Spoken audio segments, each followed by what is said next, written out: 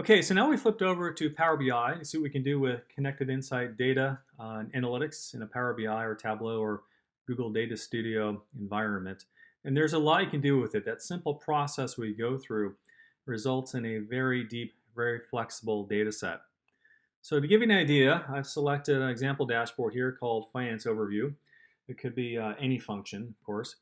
On the left-hand side here, you see some basic data based on our parameter selection. Also a couple of analytic KPIs.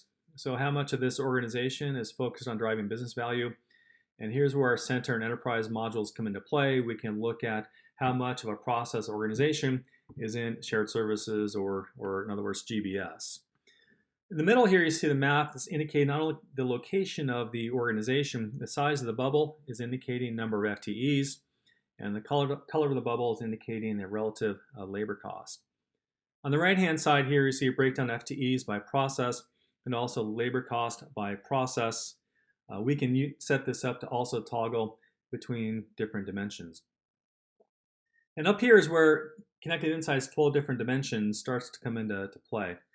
So if you're a global process owner, you'll probably want to filter down and maybe just look at your specific process. You can do that here.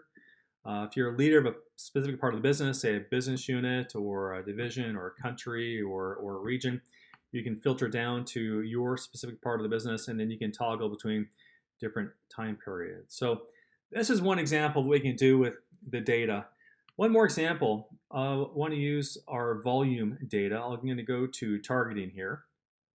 We developed this dashboard for a client who was investing in process automation. What you'll see on the left-hand side here is a heat map indicating process efficiency by country for a selected process, in this case, procure to pay. Down here is a 2x2, relatively the same information, but also incorporating number of FTEs. On the right-hand side here, these are different analytics for evaluating the priority areas for investing in process automation. So at the top here, we've got how centralized is this process or this part of the organization. And that's important because the more centralized it is in shared services, the faster you can go, the higher the impact it is. So in this case, we split it down by country. So you can see FTEs in shared service here, the gray zone, versus the business here, the yellow zone. And of course, we also want to look at process efficiency. So here is volume per FTE, again, broken down by, in this case, country. And then also looking at who's doing the work. So this is a span of control graph. So is it junior people doing the work, or is it more experienced people that you want to free up their time and refocus their time and energy on something more valuable?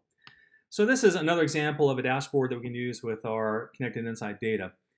If you're interested in learning more about what we can do in Power BI or what you can do in Power BI, we have a separate video that walks through examples of dashboards for lots of different use cases, including process automation, merger integration, shared service optimization, and some other cases. So feel free to reach out to us and we'll send you a link to the video.